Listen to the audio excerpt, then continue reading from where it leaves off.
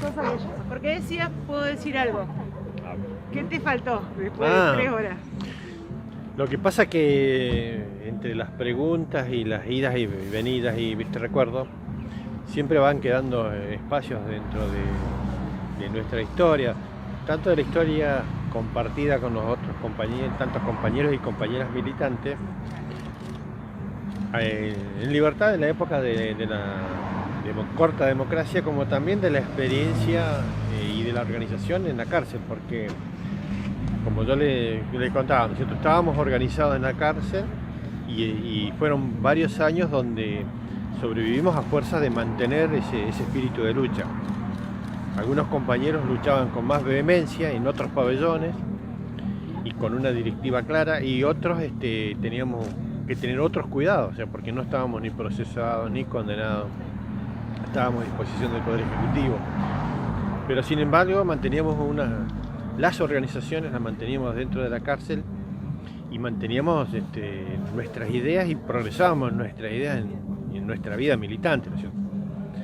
Eso también nos permitía estar muy relacionados con todos los organismos de derechos humanos en todo el país, y todo lo que hacían y lo que nos dejaban hacer y lo que le podíamos aportar, y era una relación constante. Entonces también denunciar los centros clandestinos de detención en nuestra zona o en Bahía Blanca era un esfuerzo importante de juntar datos, de juntar aproximaciones de dónde podía ser, y de incluso a algunos compañeros compañeros y compañeras o de organismos de derechos humanos que estuvieran, que investiguen, que averigüen, que traten de ubicar dónde estaba el centro clandestino en Bahía Blanca, que no sabíamos con precisión, no sabíamos que era por ahí, donde nos tenían secuestrados y nos tenían de rehenes, nos tenían torturados.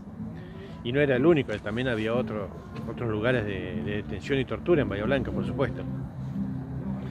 También fue importante acá en Neuquén, porque no solamente la denuncia nuestra, es decir, bueno, no, nosotros fuimos por tal y tal lado, la del otro compañero, ¿dónde podía apreciar?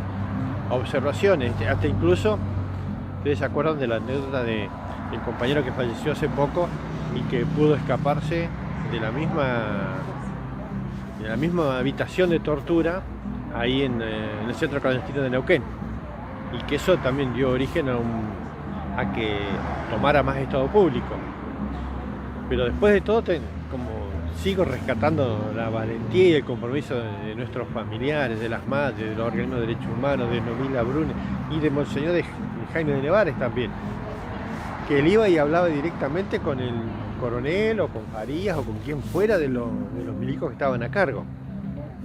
Ponía la cara y ponía el cuerpo, o sea, él ponía su compromiso y su riesgo, porque sabido es, más en esa época, y el temor que reinaba, porque en la dictadura y los personeros y todos los cómplices civiles y económicos no tenían ni un reparo en fabricar una muerte como la de Monseñor Angelelli, o de los palotinos, digamos, o de secuestrar, como hace poco, ¿no es cierto?, a nuestros compañeros que desde una cárcel en Salta y asesinarlos a sangre fría, y tantas anécdotas y tantas cosas que se van sucediendo, y que uno dice, bueno, en los días del año no podemos dejar de contar tantas atrocidades y atropellos que nos cometieron a nosotros como pueblo, como militantes,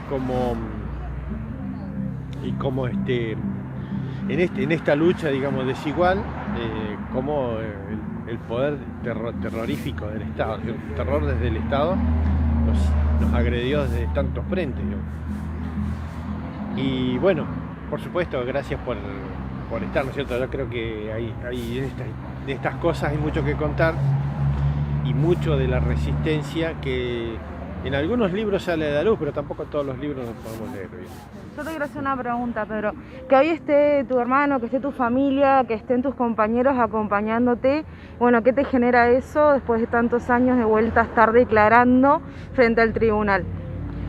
Claro, es como que yo lo vivía un poco desde el aguante. Venimos varios compañeros y nos instalábamos acá afuera, algunos podían entrar, y era el aguante para que se siga juzgando a los genocidas, juzgando antes que mueran. Y bueno, hasta que ahora me llegó la oportunidad de entrar y decir, bueno, tengo que contar mi caso, tengo que contar mis padecimientos, los atropellos que hicieron conmigo, pero también con los de mis compañeros.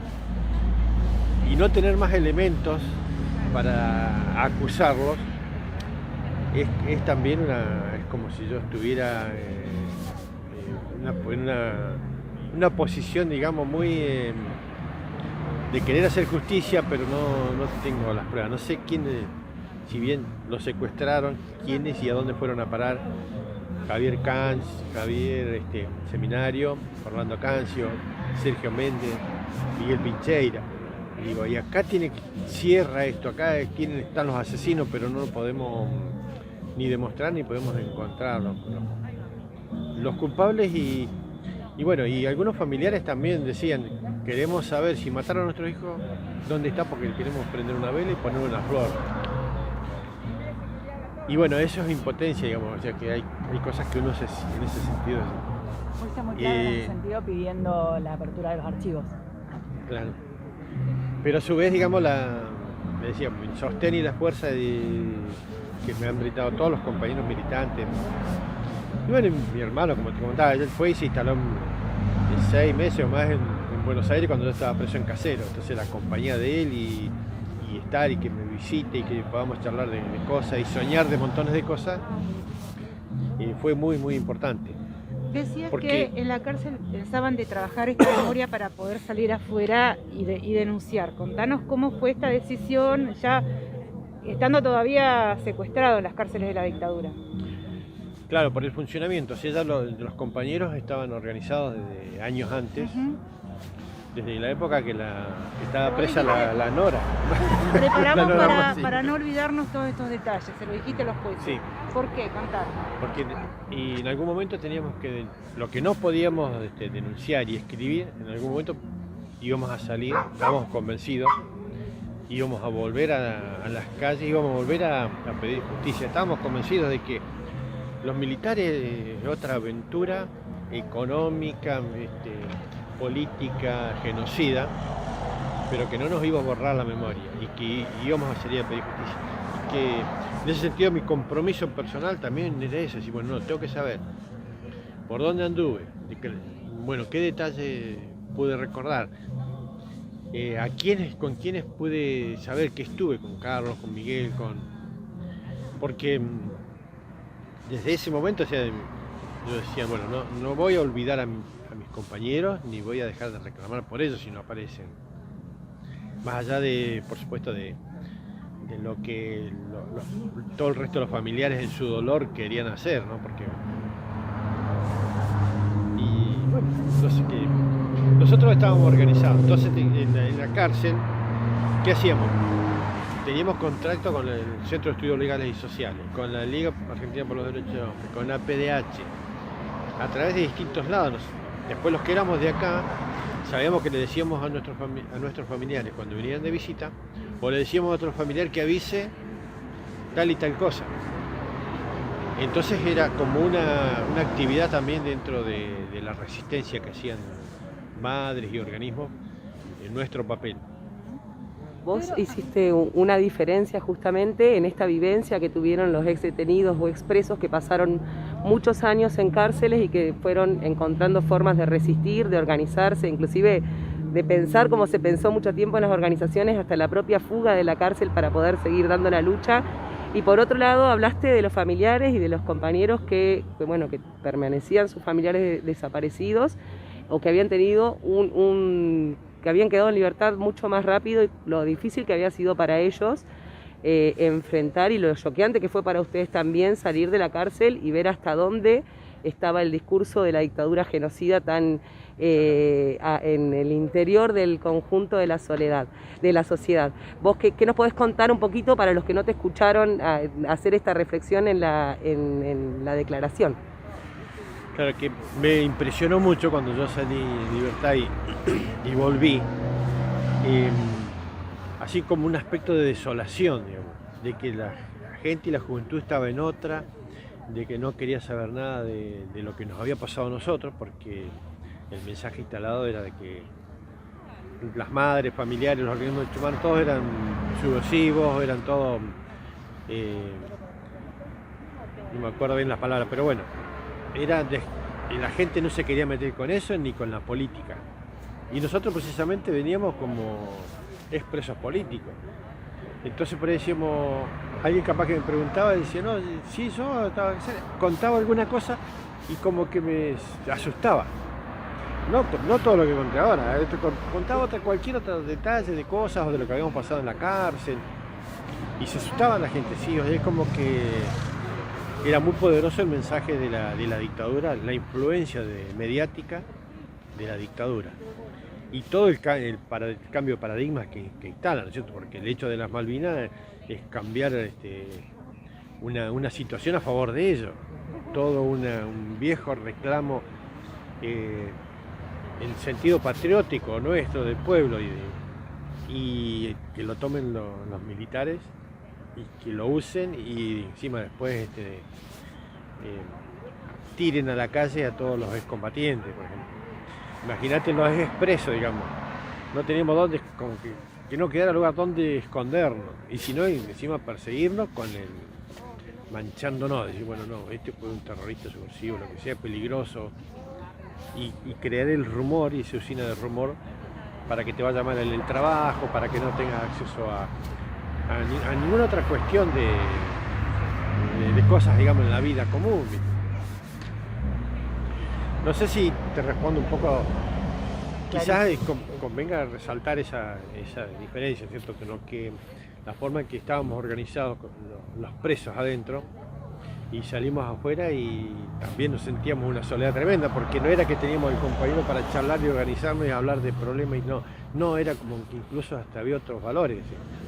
O sea, de la manera que hemos cultivado la solidaridad, el compañerismo, la lealtad y el trabajo en la tarea en equipo de decir, bueno, vamos a aprender y vamos a hablar de política, vamos a hablar de esto, y afuera no lo podías hacer, y en la política convencional menos todavía. Era que incluso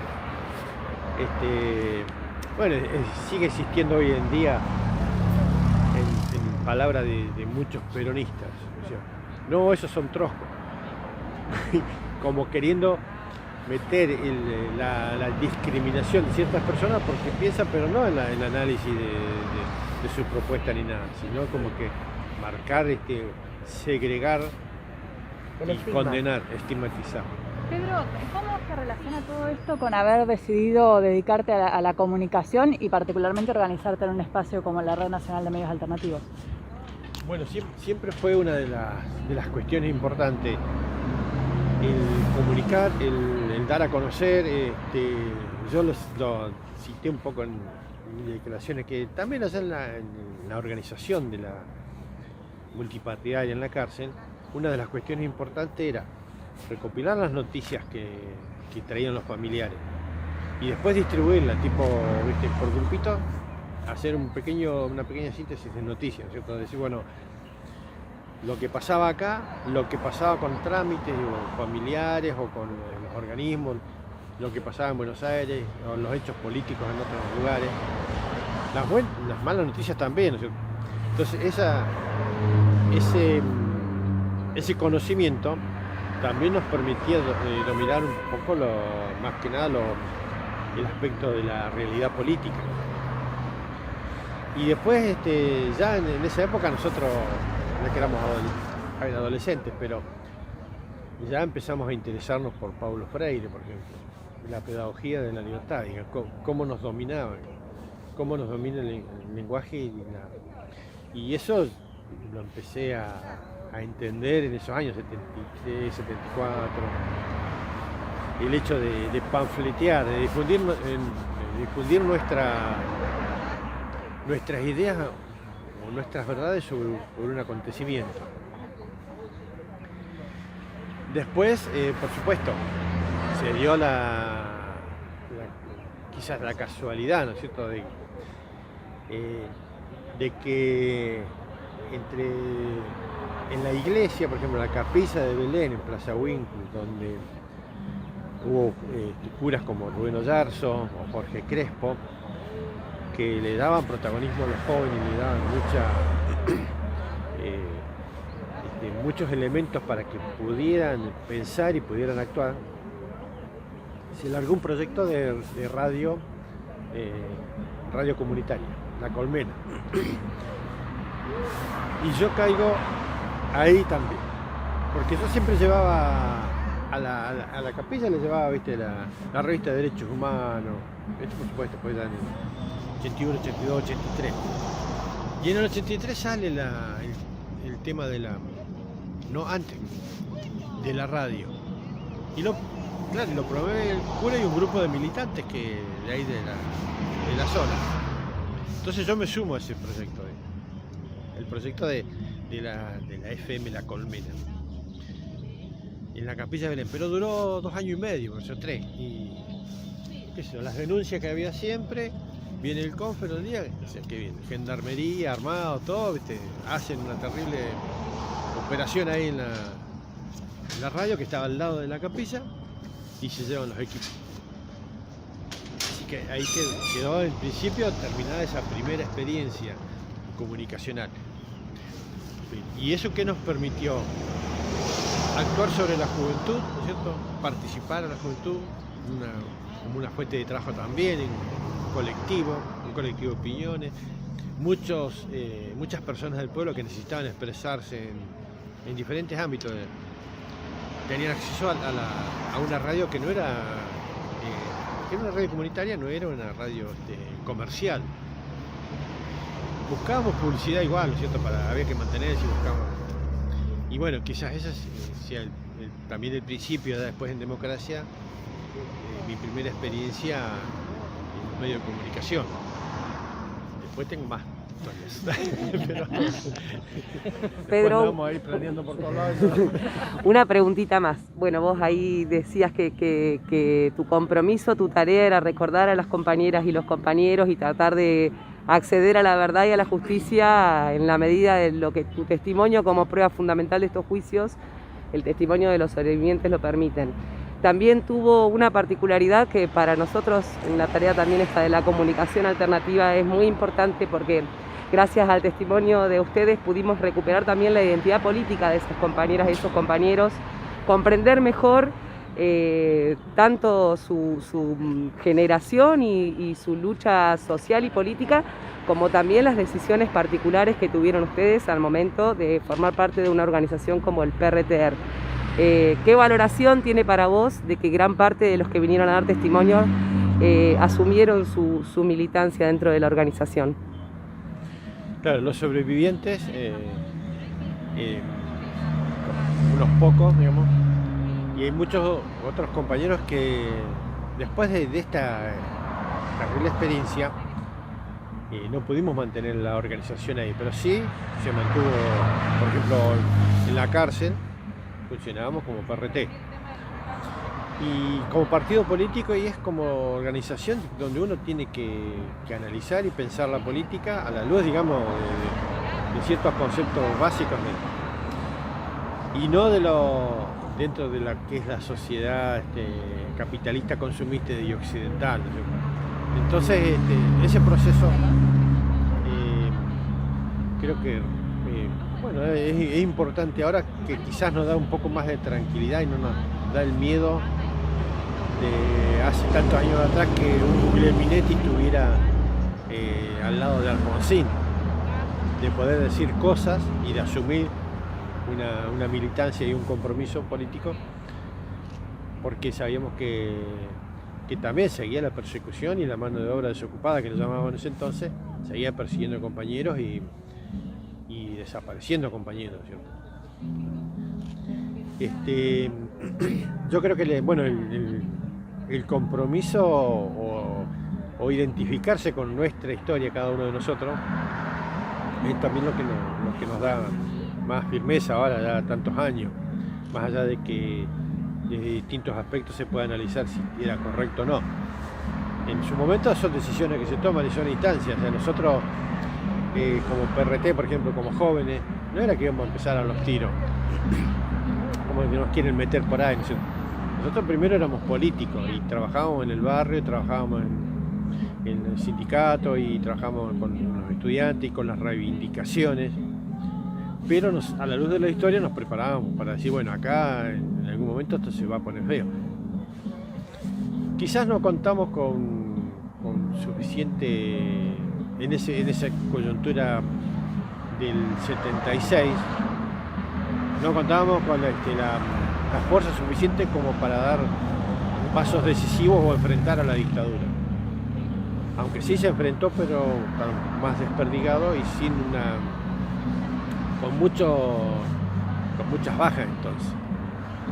Y quedamos muy desguarnecidos los militantes de base, obviamente. Bueno, muchas gracias. Estaríamos todo el día charlando, Pedro, con vos, pero te vamos a dejar descansar y ahí abrazarte un poco con los compañeros y las compañeras. Gracias.